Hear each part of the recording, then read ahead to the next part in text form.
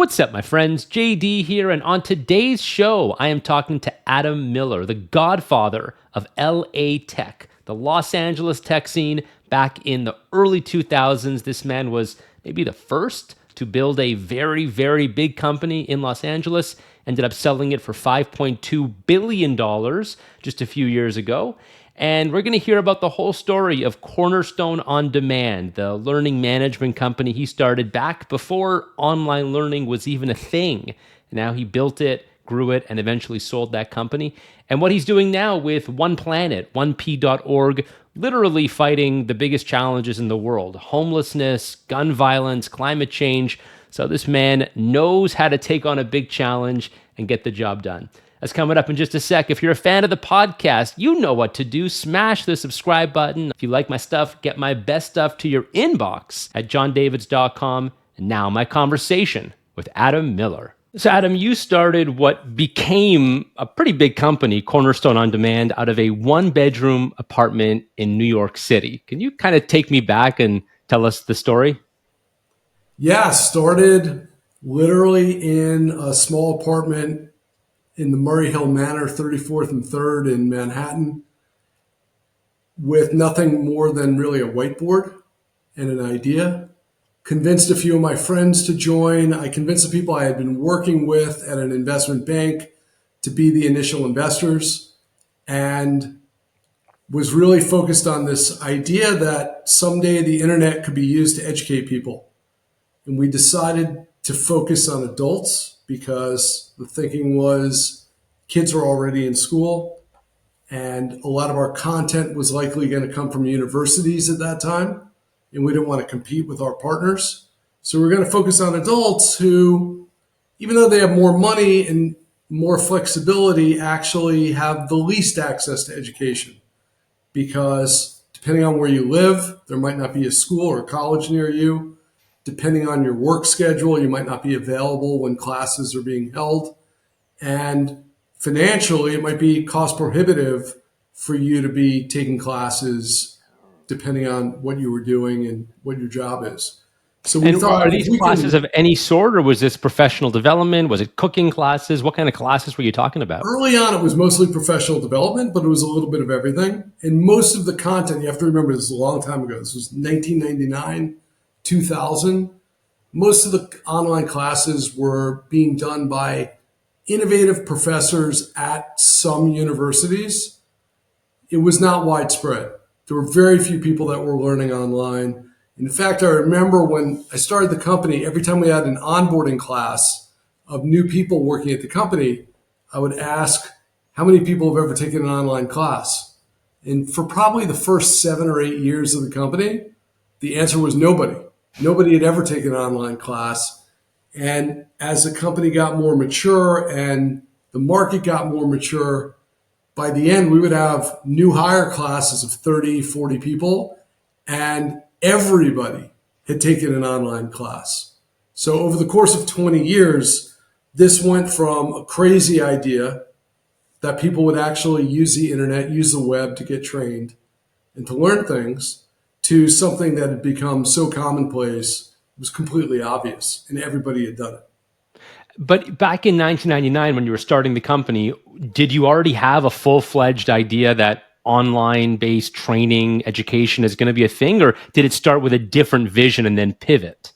Yeah, so as you know, all successful companies have that inevitable pivot somewhere along the way. In our case, we knew that kind of the thesis from the beginning was that the internet was going to be a way for people to access things from anywhere in the world, including training, including ideas. And so we did think the internet, the web specifically, would be used to deliver training. In fact, the reason I started the company in November of 99 was because I thought broadband was about 2 years away from being widespread. I was wrong. I was off by a few years. It probably was 5 years later that you really had broadband connections and people were able to actually download a class. But the thesis was that people would use the internet to train. And on that little whiteboard that I had was one picture. And on the picture were the three places that training might come from: universities, corporate training providers, and potentially these new e-learning companies that would be focused on online training. And that the user of those, the student, would be either at home as an individual, today we call those consumers, or somebody in a smaller company, we call that SMB now, and it could be somebody who was working in a large corporation, call that enterprise. And so literally this picture had the three boxes on top, the three boxes on the bottom, and then what we called the original name of the company was CyberU, and CyberU was in the middle. And so So we were going that's a to very have this 1999 name, super CyberU. 1999 name. And it's funny how we got rid of the name, but the idea was we were going to be, back then, this was a 1999 word, we were going to be a meta-mediary that sat between the buyers and sellers of, in this case, education. And so our first approach here was consumer. And so we started with web developers. We scoured the internet for anything we could find that looked like a class. We actually hired. So by this point, I had moved to LA. It was probably 3 months into the company. It was a rainy day in New York City. I was at Staples buying some stuff to make me feel like I was doing something useful for the company. And as I walked out of Staples, there was a downpour. It's pouring rain. This is pre-Uber, and couldn't get a cab. And I didn't have anything for the weather. It was nice when I went out to the store and pouring when I came back. And I thought, wow, this is just really too hard here. It's very expensive. It's hard to hire people here for a startup salary. And why don't I do this somewhere nice? I could do this anywhere. So What brought you to New York in the first place? Were you born there? I was born in New York, grew up in New Jersey, had a lot of friends there, had worked in New York. That was kind of where I thought I was going to stay. And I thought, you know what, you could start a company anywhere. So I packed up my whiteboard, my clothes, and moved out to LA. And that's where the company really took shape. And was the product, just to kind of nail down this, Yeah. we're talking 1999, CyberU, was the product the software underlying the classes, or were you actually going to create the curriculum, the material, the video content, the whole stack? Great question. So early on, we had seen what happened to the CD-ROM business. So this is how long ago it was. And CD-ROMs kind of came and went really quickly. But what you saw in that short period of time in that space was that initially it was the developers of the content, people that were making the games or making the educational content, the edutainment, were the popular, successful businesses. But by the end of that space, the winners were the distributors, the publishers, Electronic Arts, Blizzard, Activision, right? They weren't developing the content. They were publishing or distributing the content. And so I thought the same thing's going to happen in this space. So we don't want to create the content. We want to distribute it. And that's what we did. We started out as a distributor, but our thought was we would sell the classes and take a cut. And the internet bubble burst probably 9 months into the company, maybe even less, 6 months. And so that was when we had to make our first pivot. And we realized we're not going to be able to sell to consumers. We had these web developers. We'd created product over the web we'd created basically a website for people to go and find the classes. And we realized, hey, it's going to be easier if we sell to companies. Why don't we sell to small businesses? We'll talk to people at big companies that we know, get their feedback to build a product that works for small companies. And two things were true at that time, which make it interesting. So one was all of our developers at that time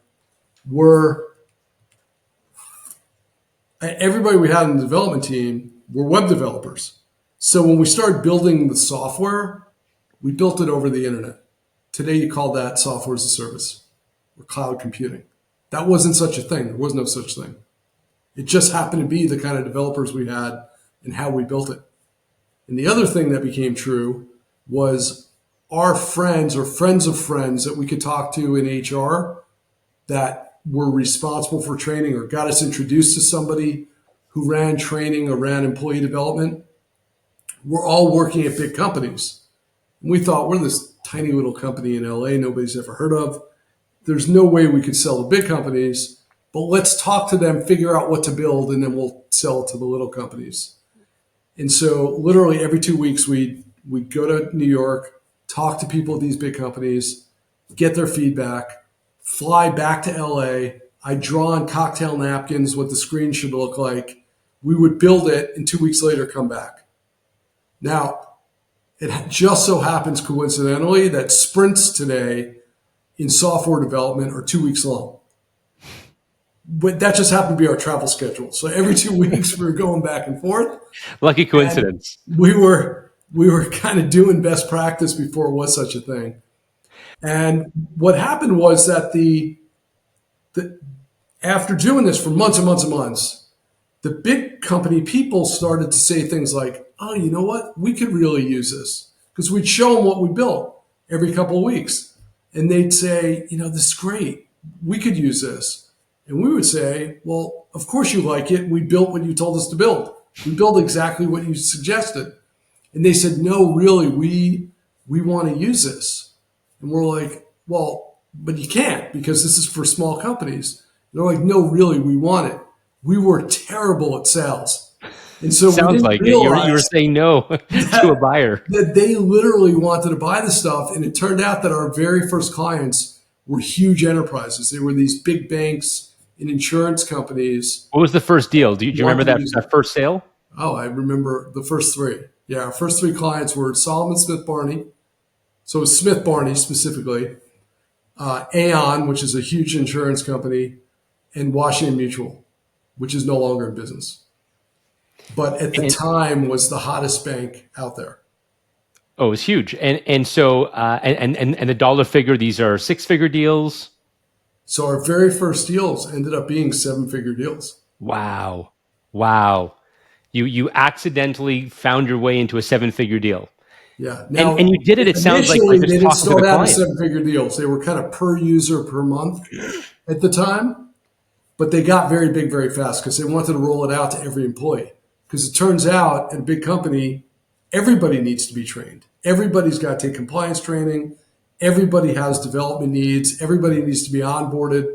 So it really ends up being not some people in the company, like most software, but every person in the company that was part of it. And so these deals got very big very fast. And so did you ever hit the SMB market or you never needed to? It was just always big companies Eventually, from the start.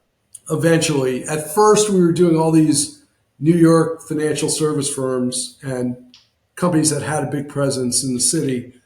And when September 11th hit, we were super exposed because our entire portfolio of our entire pipeline were New York based or New York concentrated financial service firms. And so the first thing we did is we diversified our portfolio. I remember the next deal we did was Saab, and then we did a deal with Honda, and we just kept going from there. And so we went to other big companies. So at the very beginning, I remember one of our early board members said, oh, you're really a financial services company. And I'm like, we don't want to be a financial services company. That's a bad idea. We're going to diversify. And so we started doing manufacturing and other industries. And then people would say, oh, you're really an enterprise company. You just deal with big companies. I thought, well, there's a lot of other companies. There aren't all big companies. And so we started a mid-market team. And over the years, we ended up building a small business team. We built a team just selling to the government, just selling to schools, just selling to nonprofits. We ended up with a really big sales team that was broken up into every vertical and every geography you could think of. So there's two things that struck me about the story you just told, and I've got some experience with this myself, is you came into a market too early. And like all entrepreneurs, you maybe felt like you were right on time or too late. Turns out you were 5 years early, which Right. happens. How do you survive? Because when you are on time or late, truly, it's way too late. You've totally missed the opportunity. But then, Correct. how do you survive 5 years before the market is really ready? Did it take 5 years for this thing to take off? I'd say it took 7 years And how for did you us to last really seven know years? what we were doing. I'd say we had a couple of different disadvantages early on. One was at the time, we were one of the only tech companies in Los Angeles. So it was really hard to find people to work with us that had any sort of experience that was relevant. So we would have to find high potential people that we would train and they became relevant. That turned out to be really good for us. And we ended up with very loyal employees and had great retention and great culture at the company. But it was also challenging because people didn't come in with experience knowing what they were doing. The other disadvantage we had was all the money was in Silicon Valley or in New York. So our kind of early investors were all in New York and all the VCs were in Silicon Valley. And at the time, so this was back in 2005, tried to raise money and just completely failed because there weren't enough deep pocketed VC firms in LA at the time. And the VCs in Silicon Valley had the luxury of never having to get on a plane or drive to go anywhere. They'd be able to go to board meetings that were really close to them. They had no commute. And so it was a different bar to be able to get investment where somebody would have to get on a plane to go to a board meeting. And that made it harder for us, but it also made us super disciplined. So we were really scrappy. We were really good at conserving money. We were really good at living kind of paycheck to paycheck almost during those early years. It made it harder to grow because we couldn't kind of advance capital to grow faster, but we built all the right systems and discipline. Retention was super important because we couldn't afford to lose any clients. And it made us, I think, ultimately a much stronger company because of all the disadvantages. How early on did you raise money? Was it pretty much at the beginning? So the very first money came the day I went to quit my job. So when I went to quit my job to start the business, typically in an investment bank at the time, I was working in corporate finance. And the standard was, and I had seen this over and over again, that if somebody left the firm, they were immediately escorted out by security. And the reason was there's a lot of inside information. And so people don't want anybody taking any of that confidential data. The day I left, I had already cleared out my desk. I was ready to be escorted out. And I went to my boss, tell him I was resigning. And he said, "Oh, yeah, we all knew you were going to start a company. How much do you need? And how much time do you need?" And my seed money came from everybody I worked for. So I was Wow. an associate. So it was the director, the VP, the managing director, even the vice chair all invested in the company. And even my analysts who worked for me invested in the company. And all of them did extraordinarily well. I think they all made about 150 times on their money from that investment. That's a lot of faith and a lot of pressure. So you raise that money. The dot-com bust happens pretty early in your journey. You have Really to wait early. And then we're seven living off the years. scraps. That was a challenge too, I'm sure. Was that a big headache? A huge problem. I mean, obviously the dot-com bust was a huge problem. And so very hard to raise money at that time. And when September 11th happened, also really hard for us because it was a huge risk. Everybody in my sphere of influence told me to cut the company, right? Cut it down to the bone. You're only going to be able to survive if you hibernate right now. It's going to be really hard to keep going. We had about 15 people. It's already pretty small. And I thought, if we cut the company in half and we win these deals that are in the pipeline, we're going to go out of business because we'll never be able to support these companies. These were big companies.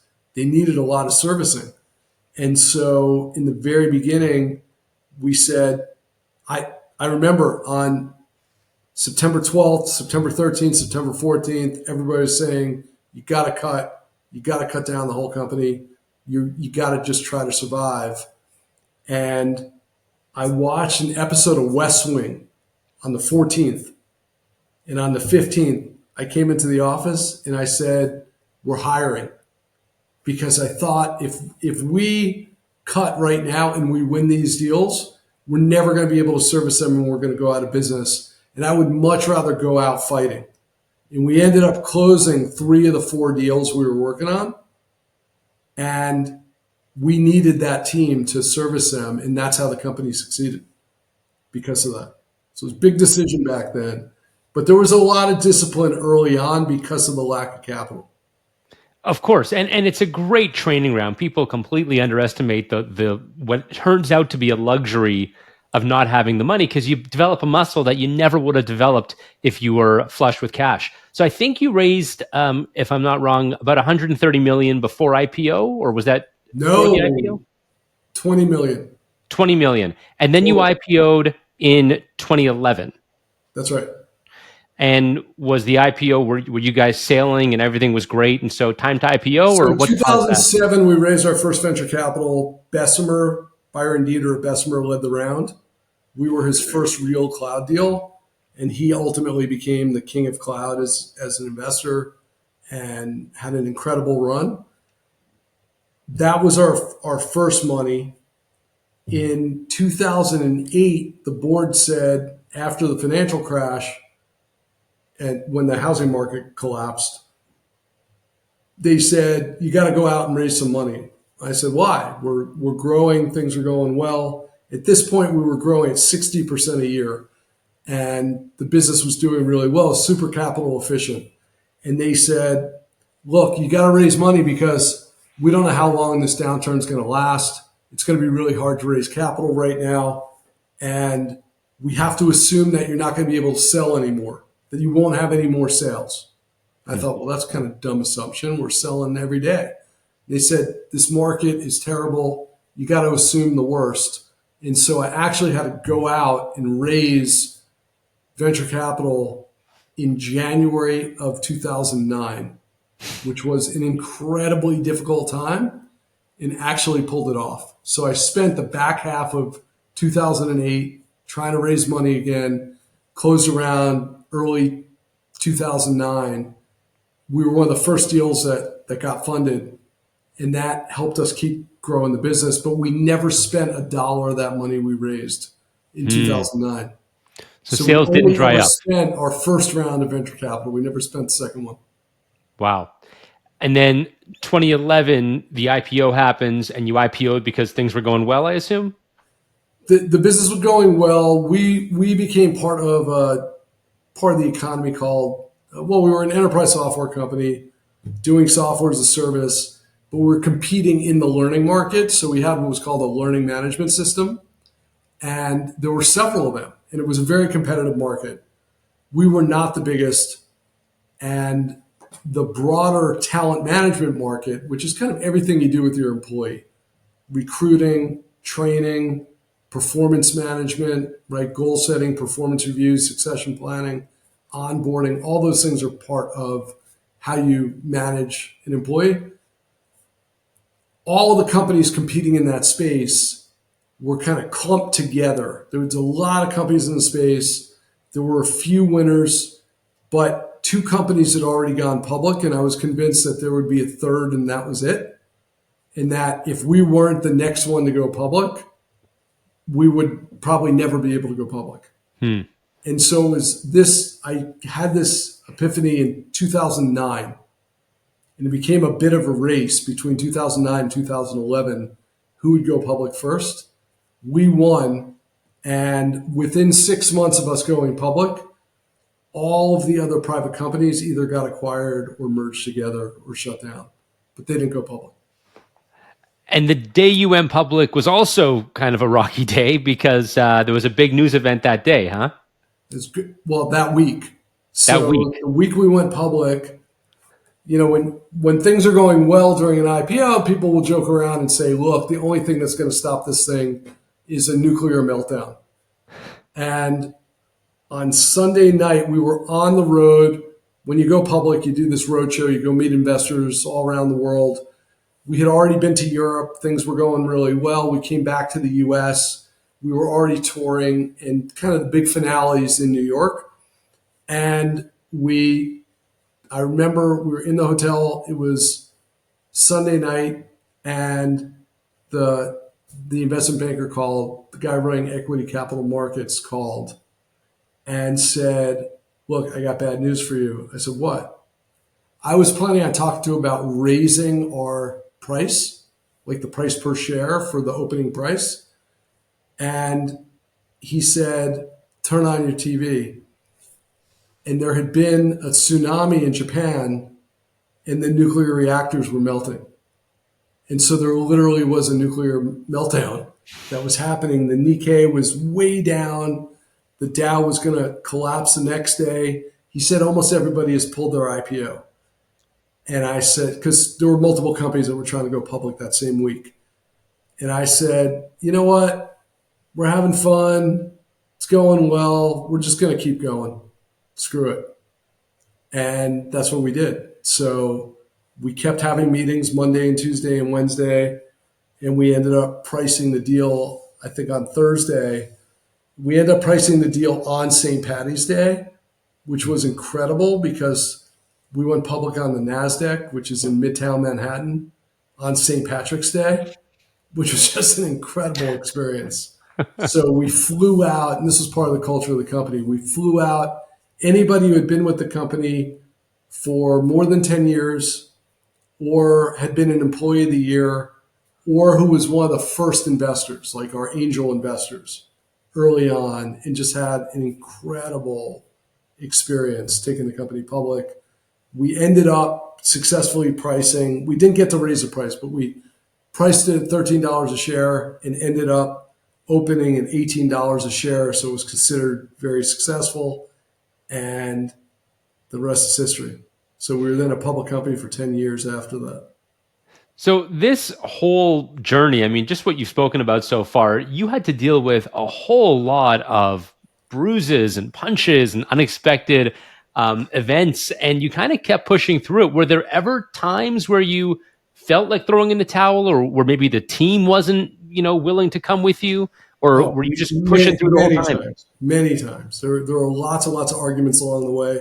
One of the big arguments we had a lot in that interim period, right between when we started the company, when we started growing, and when we went public, was, remember, these were the very early days of cloud computing and software as a service. And so a lot of the companies that we were trying to sell to would say to us, we love what you have. Give us the software and we'll install it on our mainframes, right? We'll install it behind the firewall. And we would say no. And the head of sales, basically my partner in sales, Stephen, and I would have these arguments every single day because he would say, "Look, we need this deal to keep the company going," because we were essentially running the company off of the revenue that we had from these deals. Because by then, people weren't paying per user per month. They were paying per enterprise per year, and they would pay up front. They were 3-year deals where they would pay up front.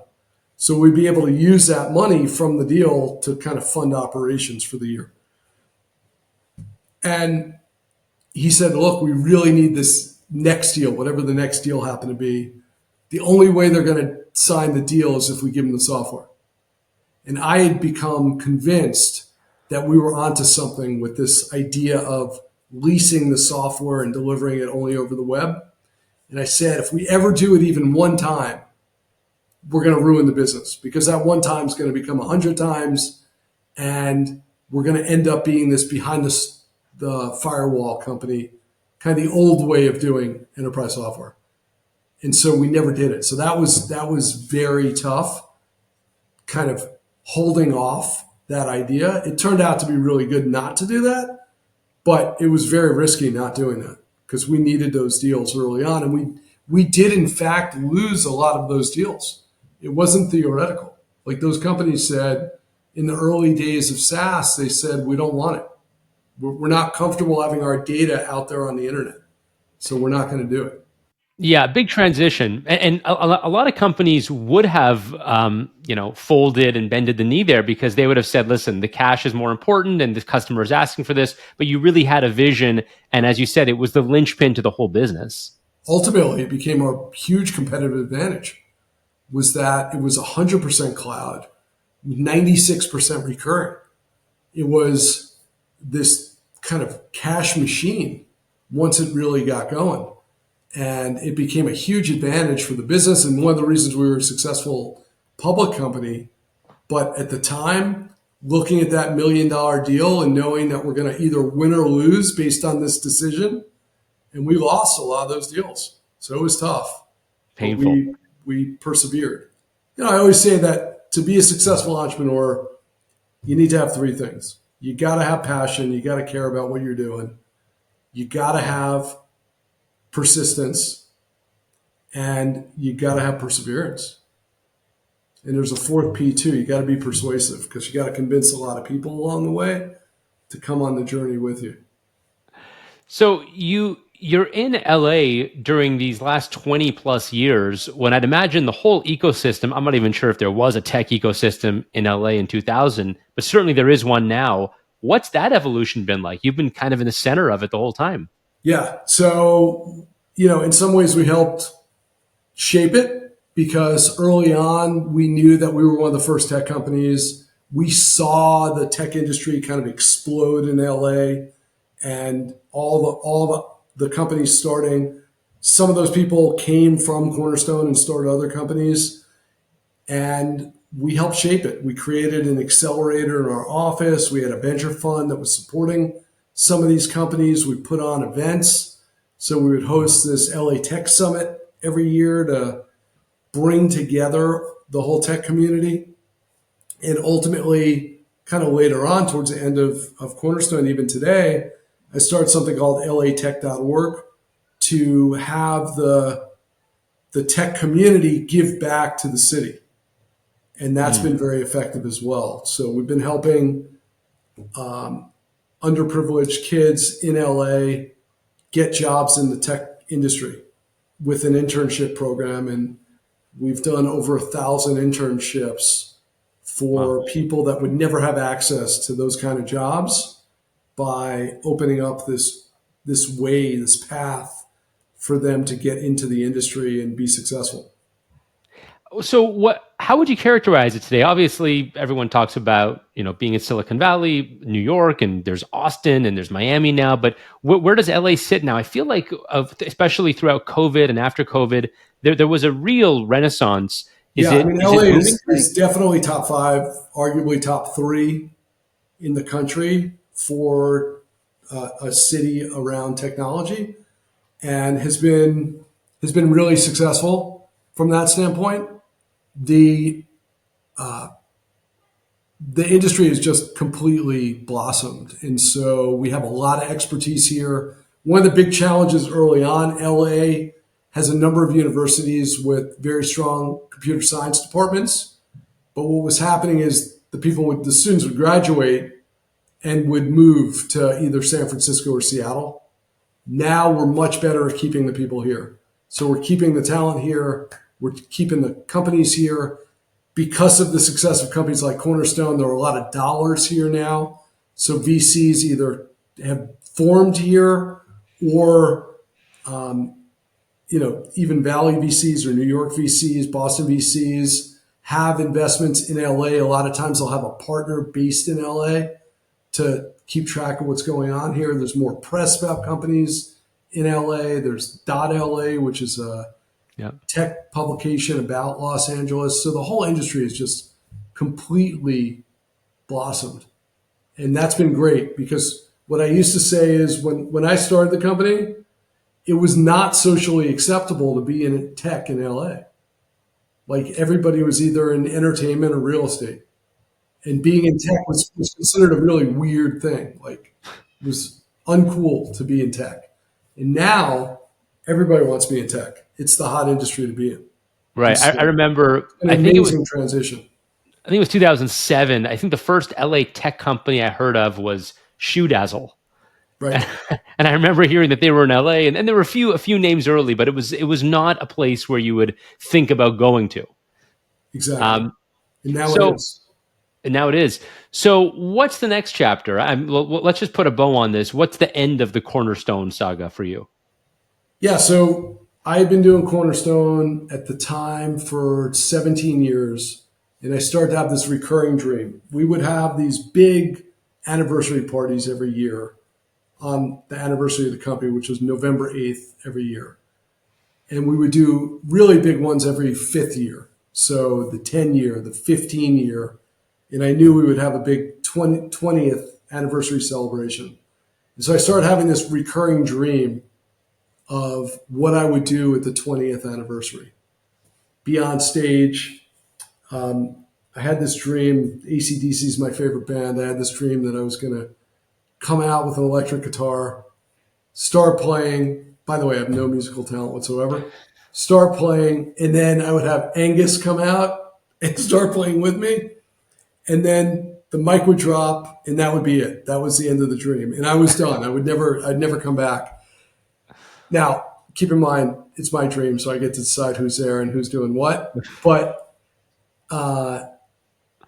I started to think about, look, if I'm ever going to have a second act, I got to be done around 20 years in. And so I did my swan song, which was to acquire what at the time was our largest competitor. We had already become 3 times their size and turned Cornerstone into the definitive victor of the space. So when I started out back in the early days, I told you it was a very competitive market. There was a research analyst for the industry that put out these publications about the companies in the space, and he listed 150 companies in the space, and we weren't even listed. So we were like at minimum 151 in the space, and at the end we were definitively number one. We had totally dominated the space, and I felt like we had accomplished our mission. The mission was to improve access to education for adults. We had delivered about 2 billion courses to people, 2 billion classes to people all over the world in 53 different languages in 192 countries. And I thought, look, did that really well. If I'm going to have a second act, I got to do it now. And transition to chairman, executive chairman. And then, shortly thereafter, we sold the company. We took it private in an all cash deal with Clear Lake Capital and sold the company. And so that was October of 2001. 2020 was the 20th year. In 2020, I did the acquisition of Saba, but 2020, as we all know, also was when COVID hit, at least in the States. And so it wasn't so easy to leave the next day. So it was a bit of a transition, but we managed to sell the company October 21, and it was a great transaction for everybody involved. And I was done and ready to start the second act. Wow. What was that next day like? Were you already onto something new, or did you have a day where you said, I got nothing to do this morning? There were a couple months where I had started to transition. I had started thinking about that second act. As soon as I moved to chairman, I started thinking about what am I doing next and how am I doing it. But that period, for me, the biggest difference was COVID. So the transition was different because it happened during COVID, during the lockdown. And you may know that LA was particularly strict about the lockdown. I know. And so I we know. were we were home, literally. And for me, kind of leading up to that moment of COVID, my travel had gone up to about 70%. So most people don't realize what that means. 70% means you're on a plane 2 to 4 times a week minimum. And you are maybe at home Friday to Sunday, but you're probably not home the rest of the week. And I was traveling nonstop all over the world. We had offices in 25 countries. We had 3,000 people all over the world. And There were investor conferences and industry events, and seeing the employees and dealing with customer meetings all over the world created this need for intense travel, and then it just went to zero. So it went from 70% to zero, and that for me was the biggest transition. It happened to almost perfectly coincide with when I transitioned out, but that was the big difference. And so there was definitely a couple months where my family was like, "Who is this guy, and why is he always here? What's he doing in the house all the time?" Wow. And so, what is Act Two? I mean, this part of your life is pretty different. It's philanthropic. It's charitable. You're trying to solve some pretty big problems. What's the mission today? Yeah, so Act Two for me has always been about giving back to the community. And I tried to be really proactive and thoughtful about what that meant. So my wife and I started OneP.org, which is a foundation focused on solving intractable problems. And we thought a lot about what problems are intractable. What should we be trying to solve? And so we thought about it as concentric circles. In our city, in Los Angeles, the biggest problem by far is homelessness. In our state, California, there's definitely issues around education and workforce development, which was a big focus with Cornerstone. In the country, there's lots of issues, but one of the biggest ones we chose to tackle was gun violence. And in the world, obviously, the biggest intractable problem is climate change. And Hmm. so we started thinking about how can we have impact in all those different areas. At the same time, I still love startups. I love tech. I was doing a little bit of investing. I had been doing investing really after Cornerstone went public. I started doing some side investing, mostly in other software companies. And I continued that. But that alone, I found a little bit boring, candidly. And I thought, there's a lot of money out there, but there's just not enough operators. And so decided to spend a little time operating as well, but still focusing on giving back to the community. So helped co-found a couple of companies. One of them, and still, is building modern software for nonprofits, because I had spent a lot of time with nonprofits all throughout the time with Cornerstone. Because early on, I decided that I didn't want to be on corporate boards, but I would be on nonprofit boards. And so got very involved with some pretty successful nonprofits and helped them grow and scale, but also saw the challenges they had with technology and tools to help them do their jobs better. And so thought, if nobody else is going to do it, I'm going to do it. And still, it's really meant to give nonprofits a holistic, purpose-built solution to maximize their impact. And then another company I helped co-found was with the CEO of Team Rubicon, where I had been chairman for a decade. He had been CEO. And that company is called Groundswell. And Groundswell, in some ways, is like the Robin Hood of charity, where we're helping to democratize philanthropy by enabling corporations, in the same way they set up a 401k plan, to set up a private foundation for each of their employees. It's really a micro donor advised fund to help empower the employees to not only save, but also give back to the community and be philanthropic. Yeah. So I mean, you just listed off the biggest problems in the world, from homelessness to gun violence to climate change. Let's just take homelessness for a second, because I know a thing or two about this. I mean, lots and lots of friends in Los Angeles, and I've driven the streets many, many times, and so I've seen it up close. What do you do about that? And are there transferable skills that you learned in 20 years as an entrepreneur that you can take to fight homelessness? Absolutely. So we spent about 18 months doing research on why is the homeless problem so bad? Why is LA so much worse than other cities? What are the organizations doing? What works in other cities or even countries that's been successful to fight homelessness? Why is it such an epidemic? LA, just to throw out some numbers, spent $10 billion over the last decade on fighting homelessness, and the problem got 72% worse. There's Jesus. now about 75,000 unhoused individuals in LA. And unlike most cities, 80% of those people are also unsheltered, which means they're living either on the street or in their car. They're not housed or even sheltered. And so we spent a lot of time trying to understand how did we get here? This is an epidemic. How'd this happen? And what we found, unfortunately, is that there's no silver bullet. There's no one problem. There's no one solution.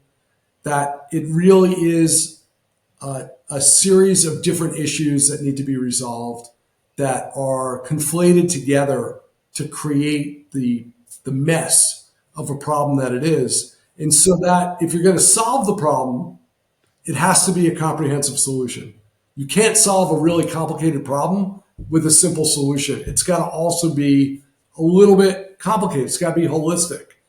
But And if that's you what we've spend done. $10 billion and you're telling me the problem gets a lot worse, I mean, fundamentally, there's probably one or two things that are going very wrong here. The money's not going to the right place, or it's Definitely. not. Definitely. So we created an organization called Better Angels, where I'm the CEO. We treat it like a high growth, hyper growth startup.